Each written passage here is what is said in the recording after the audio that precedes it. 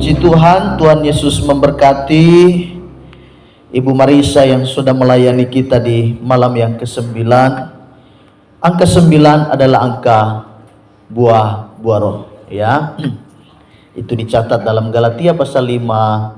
Nanti saudara lihat di dalam ayatnya yang ke-21 sampai dengan ayat 22. Nah, kita akan lihat malam hari ini tema khotbah. Saya akan beri judul menyembah Tuhan di dalam roh dan kebenaran.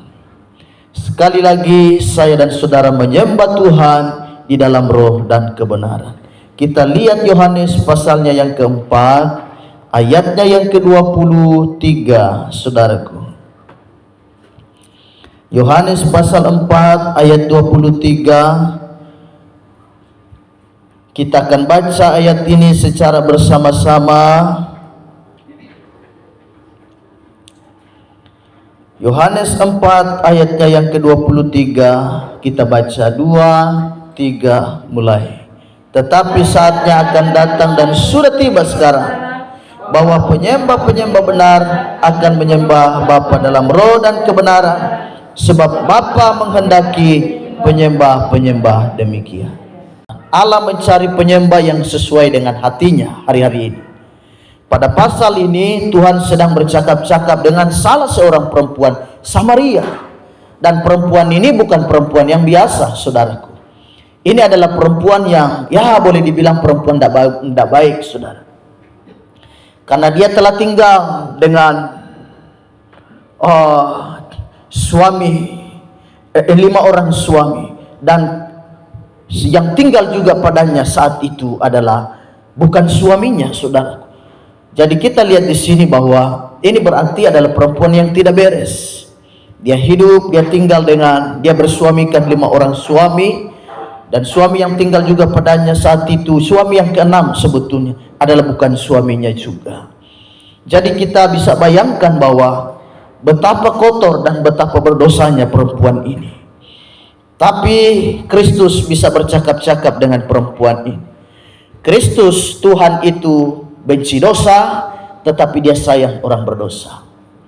Tuhan benci dosa karena dia Allah kudus, tetapi dia cinta, dia sayang kepada orang yang berdosa. Karena itu dia datang untuk orang berdosa, bukan orang benar. Dia datang untuk saya dan saudara. Dia datang untuk kita semua. Dia datang untuk mencari orang-orang yang berdosa. Firman Allah berkata, seorang orang sehat tidak memerlukan tabib, tetapi hanya orang sakitlah yang memerlukan tabib. Jadi dia datang bagi orang-orang yang sakit. Sakit apa? Ya sakit karena dosa. Nah, karena itu dalam pembahasan kita hari ini, Yesus menentang sebuah sistem penyembahan yang sedang berlangsung di zaman waktu itu, di zaman Yesus saat itu. Dengan mengatakan bahwa sudah tiba sekarang, bahwa sudah tiba saatnya. Dan di situ dikatakan bahwa kita tidak perlu lagi menyembah Tuhan, harus pergi ke Israel untuk menyembah Allah di sana. Karena semua orang harus berkiblat, harus datang semua siara, semua datang ke tanah suci itu atau Yerusalem, tanah yang kudus itu. Kita melihat Kristus di sini menentang sebuah praktek kegiatan ibadah yang sebetulnya hanya menjadi rutinitas belaka, tetapi semangatnya nggak ada. Jadi bangsa Israel, umat Yahudi ini, mereka punya Allah yang benar, punya tata cara ibadah yang bagus, tetapi sebetulnya itu hanya rutinitas saja. Mereka menjalankan hanya rutinitas manusia, aturan-aturan manusia. Tapi semangat ibadahnya sebetulnya tidak. Jadi karena itu dia sudah jadi rutinitas, biasanya semangatnya juga hilang. Dia hanya menjalani, ini kan karena program, ya kita jalani aja lah. Tapi sebetulnya gairah, passionnya itu, semangatnya itu nggak ada, saudara. Dan itu yang kita lihat pada orang-orang Yahudi ini. Berbeda dengan orang Samaria. Orang Samaria bedanya mereka nggak punya Tuhan yang benar, tetapi semangat ibadahnya tinggi sekali. Itu yang perempuan Yesus bercakap-cakap dengan perempuan Samaria ini. Nah, kita lihat bahwa terjadi satu perubahan hidup dari seorang perempuan Samaria ini. Dia mengalami Tuhan, dia mengalami perubahan hidup di dalam hidupnya. Yesus memperkenalkan suatu penyembahan yang berbeda dari yang mereka sangka. Kebiasaan-kebiasaan ibadah yang sebetulnya itu adalah bertentangan dengan firman Allah dan bahkan dengan sebuah sistem kerajaan Tuhan. Dengan prinsip-prinsip iman yang benar, prinsip-prinsip iman yang sungguh-sungguh kepada Tuhan, itu sebetulnya bertentangan. Dan Kristus sedang menunjukkan satu bentuk metode penyembahan, satu tata cara liturgi yang baru, bukan liturgi manusia, bukan tata cara ibadah liturgi rutinitas belaka, tetapi itu adalah tata cara ibadah yang paling benar sekali. Yesus berkata orang tidak menyembah Tuhan lagi harus ke Yerusalem ataupun di atas gunung Gerizim itu, karena orang Samaria mencari Tuhan di atas gunung Gerizim itu. Atau orang Yahudi mencari Tuhan, menyembah Tuhan, arah kiblat mereka, arah doa mereka, fokus ibadah mereka harus kemana? Harus ke Yerusalem. Tapi Kristus berkata bahwa penyembah-penyembah yang benar itu menyembah Bapa di dalam roh dan kebenaran. Penyembahan yang sejati bukan masalah tempat, saudaraku. Ini yang Kristus maksudkan. Penyembahan yang sejati yang benar itu bukan persoalan tempat di mana kita berada, tetapi melainkan persoalan sikap hati, di mana hatimu berada saat kau menyembah Tuhan. Itu. Orang kan sekarang hanya cari persoalan tempat saja, tempat bagus, tempat nyaman, baru aku bisa menyembah Tuhan. Tapi sebetulnya yang Kristus maksudkan adalah bukan masalah tempat lagi. Di Yerusalem kah ataupun di atas bukit Gerizim kah, tidak jadi persoalan. Yang terpenting adalah saat ibadah, saat menyembah Tuhan, hati kita itu ada di mana. Sebab sekarang ini kan kita bersyukur kita bisa nyembah Tuhan di mana saja. Di kamar bisa, di atas motor bisa, di dalam mobil bisa. Kita bisa memuji Tuhan, menyanyikan lagu-lagu rohani, di mana saja. Saya dan saudara di dalam bepergian, di dalam perjalanan kemana saja, kita bisa memuji Tuhan, bisa memuliakan Tuhan. Jadi bukan persoalan tempat, tetapi persoalannya hati kita ada di mana. Saudara biar lagi ada dalam gereja, tapi pikiran dan hati ada di luar sana. Wah, penyembahan kita itu pasti tidak akan berkenan di hadapan Tuhan. Jadi ini adalah berbicara lebih kepada sikap hati. Dan orang-orang yang menyembah Tuhan di dalam roh dan kebenaran adalah orang-orang yang punya sikap hati yang benar dan baik di hadapan Tuhan. Kita lihat misalnya dalam Kisah Rasul seperti Paulus dan Silas. Saat mereka di penjara, saudara, bayangkan penjara loh.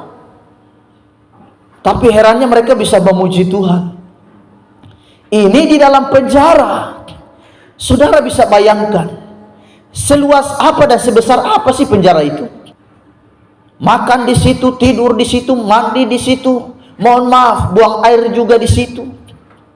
Dan kita lihat bahwa Paulus dan Silas bisa memuji Tuhan di tengah-tengah kondisi yang tidak mungkin menurut manusia dan akal sehat kita. Jadi bayangkan di dalam penjara mereka bisa. Jadi ini bukan persoalan tempat. Jadi saya dan saudara bisa nyembah Tuhan di mana saja. Saudara bisa nyembah Tuhan di rumah pribadimu, di rumahmu sendiri. Saudara juga bisa nyembah Tuhan di dalam gereja, di rumah Tuhan seperti layaknya malam hari ini. Ya, jangan saudara berkata nanti ada keyboard, saya baru bisa nyembah Tuhan. Nanti ada gitar lah, nanti ada musik baru aku bisa nyembah Tuhan. Berarti penyembahan kita ditentukan oleh satu tempat atau satu keadaan, satu lokasi. Tapi sebetulnya penyembahan yang benar itu lahir dari hati. Dia tidak terfokus dan tidak terikat pada kondisi atau terikat pada keadaan. Apakah Paulus dan Silas menyembah Tuhan, memuji Tuhan berada di ruangan full AC? Wah, tidak ada. Mereka berada di dalam penjara. Jangankan kamar pribadi, di gereja saja kadang kita tidak menyembah Tuhan dengan benar. Jangankan di kamar pribadi, kita punya jam-jam doa pribadi. Di gereja saja kadang fokus kita.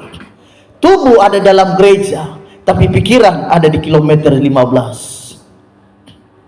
Tubuh ada di gereja, tapi pikiran ada di mana? Ada di Tanjung Sauka. Pikiran kita tidak tahu melayang kemana. Jadi penyembahan kita, mari karena itu saya dan saudara di malam ke-9 dan malam ke-10 kita berdoa supaya saudara terima lawatan Roh Kudus. Saudara harus terima, saudara harus penuh. Karena itu semua tergantung dari sikap hati kita. Kenapa sampai hari ini saya dan saudara belum dipenuhkan? Anda belum memintanya. Bisa saja Anda memintanya tapi belum sungguh-sungguh. Jadi sikap hati kita, bersihkan hatimu supaya Roh Kudus bisa masuk dan bisa memberikan rasa tenang, rasa damai. Hal-hal yang tidak penting saudara singkirkan.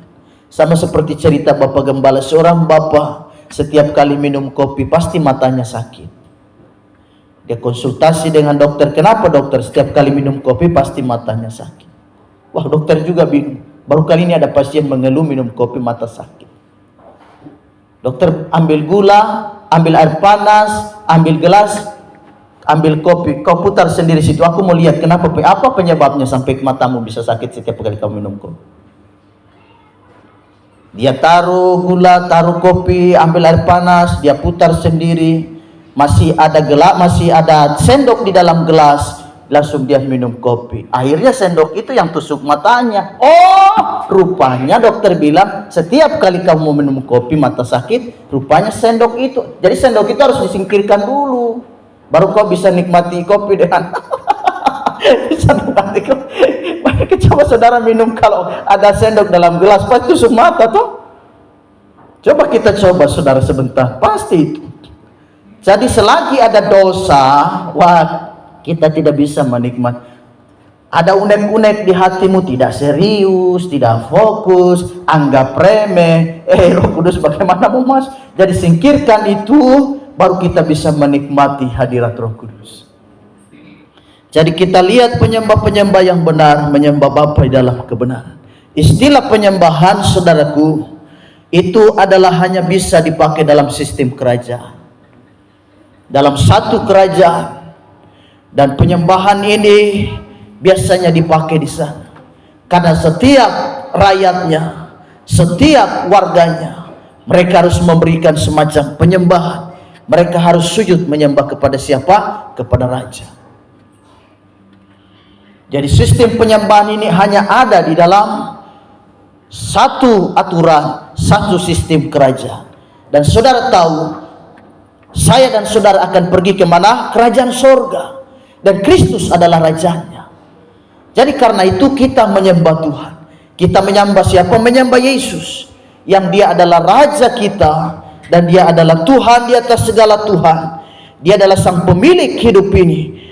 Di dalam sebuah kerajaan, yaitu kerajaan sorga, kita akan ke sana. Kita datang setiap kali menghadap Tuhan, kita harus menyembah dia. Lihatlah raja-raja, kalau masyarakatnya, warganya mau ketemu dia, pasti cium tangannya. Menyembah dengan memberikan rasa hormat. Ini terkadang kita tidak ada rasa hormat, lagi menyembah Tuhan, kita main-main. Bagaimana Allah tidak marah? Bukan berkat yang Anda terima, melainkan kutuk. Jadi karena itu saya dan saudara, hari ini Raja sedang hadir di tengah-tengah kita. Jadi karena itu kita miliki penyembahan yang benar. Ada orang nyembah lagi dalam posisi menyembah, suasana penyembah, jemaat lain sudah di jamaat Tuhan, dia masih cerita, masih keluar sana sini, sedikit-sedikit ke kamar mandi, sedikit-sedikit ke kamar mandi, akhirnya sudah nggak balik-balik lagi. Itu yang akan kita lihat di dalam ibadah-ibadah biasanya seperti itu. Tapi kita percaya malam hari ini kita semua adalah pribadi yang menyembah Tuhan di dalam roh dan kebenaran. Jadi saya himbau, saya dan saudara, mari miliki sikap hati yang, bayangkan kalau raja lagi duduk tidak dihargai, tidak diberi hormat, dia bisa marah, saudara. Jadi bayangkan kalau Tuhan kita dalam sebuah ibadah yang dia membutuhkan penyembahan dari kita, tetapi lalu kita tidak serius, lalu saya dan saudara tidak memberikannya yang terbaik. Wah, apa jadinya? Jadi karena itu, nah kita lihat di sini bahwa penyembah-penyembah benar yang berkenan dan dikehendakinya adalah yang pertama menyembah Bapa. Galatia 4 ayat 6 firman Allah berkata, dan karena kamu adalah anak, maka Allah telah menyuruh roh anaknya ke dalam hati kita yang berseru, ya Aba, ya Bapa. Tadi dikatakan menyembah Tuhan di dalam roh dan kebenaran. Firman Allah di situ menjelaskan kepada saya dan saudara, tetapi saatnya akan datang, sudah tiba sekarang, bahwa penyembah-penyembah benar akan menyembah Bapa, kata firman Allah. Dia adalah Bapa kita. Selain Raja, dia juga Bapa. Begitu dekat. Saking dekatnya Allah sampai dia menurunkan derajatnya, berinkarnasi, menjadi seperti manusia.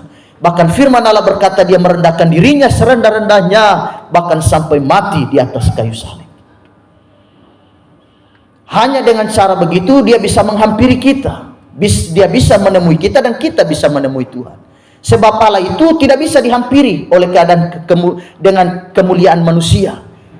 Musa saja mati, lihat kemuliaan Tuhan, mati, kata firman Allah. Seperti orang mati waktu dia lihat kemuliaan Tuhan. Karena betapa dahsyat kemuliaan Tuhan itu, betapa kudusnya Tuhan itu. Dia tidak bisa dihampiri oleh manusia berdosa. Jadi dengan cara dia merendahkan diri supaya kita bisa jumpa dengan Tuhan.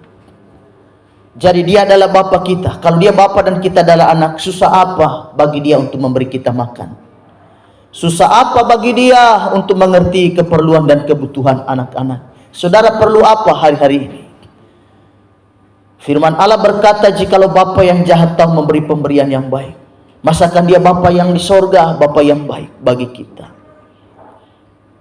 Dia lebih lagi akan memberi pemberian yang baik bagi anak-anak. Jadi karena itu yang pertama adalah menyembah Bapa. Yang kedua menyembah dalam roh.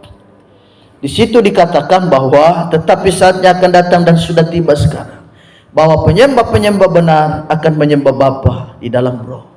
Pertama Bapa dan kedua dalam roh. Roh ini menjadi salah satu esensi yang paling terdalam di mana Roh Kudus berurusan dengan kita. Roh Kudus tidak berurusan dengan fisik kita. Roh Kudus tidak berurusan apalagi dengan perasaan dan hati kita dan sebagainya. Perasaan kita, kehendak kita, tapi rohnya ini yang paling dalam. Roh manusia. Saya dan saudara punya roh. Ini yang paling dalam sekali, dan biasanya Roh Kudus tinggal di sini. Roh Kudus akan berbicara lewat sini. Hati nurani dan batin saya dan saudara. Karena roh ini adalah semacam dia connect dengan Roh Kudus. Dan dia adalah salah satu bagian yang paling dalam dan paling penting untuk dimana Roh Kudus bisa masuk, bisa menguasai saya dan saudara. Jadi menyembah Bapa, kemudian di dalam roh, dan yang terakhir di dalam kebenaran. Kita hidup benar, kita cari Tuhan dengan sungguh, maka kita akan lihat pertolongan Tuhan. Yohanes pasal 17 ayat 17 sampai 19 firman Allah berkata, kuduskanlah mereka dalam kebenaran firman-Mu. Adalah kebenaran, sama seperti Engkau telah mengutus aku ke dalam dunia, demikian pula aku telah mengutus mereka ke dalam dunia.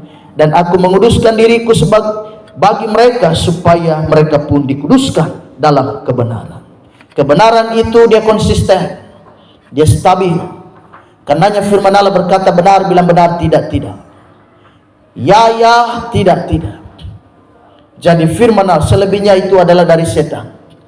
Jadi kebenaran itu dia konsisten sifatnya. Dia berdiri teguh. Tidak gampang dia mondar sana mondar sini.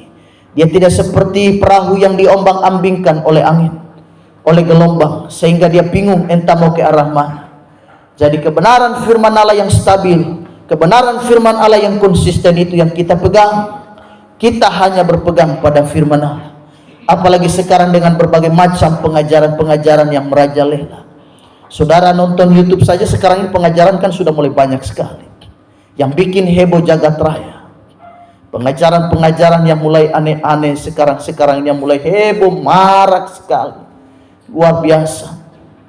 Ada yang nanti muncul mengaku Yesus sehingga pengikutnya banyak sekali, harus menyembah kepada Dia. Nah, saya dan saudara, mari kita punya standar kebenaran firman Allah, yaitu kebenaran, dan kebenaran itu adalah firman Allah itu sendiri.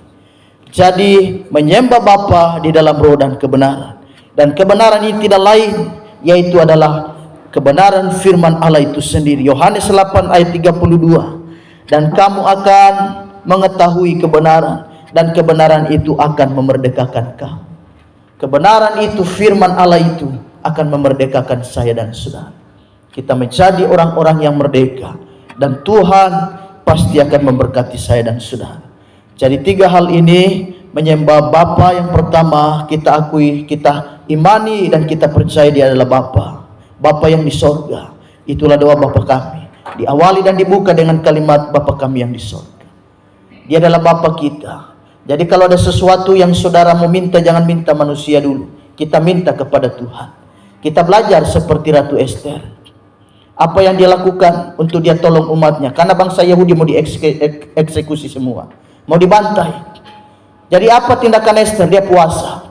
Sebelum aku menghadap raja, aku puasa dulu. Aku mau hadap Tuhan. Jadi bagi dia lebih penting hadap Tuhan dulu daripada hadap raja. Karena bagi dia, Bapa yang di sorga, Allah kita adalah Allah yang benar, adalah Allah yang memberikan pertolongan. Kita harus percaya, kita gantungkan seluruh hidup kita hanya kepada Tuhan. Jadi biarlah firman Allah menguatkan kita di malam yang ke-9 ini. Besok hari Minggu, malam yang terakhir, saya himbau saudara semua datang. Tuhan kiranya memberkati di malam yang terakhir besok. Kita ada makan bersama. Jadi hadir, besok adalah malam terakhir. Kita finish di malam terakhir besok.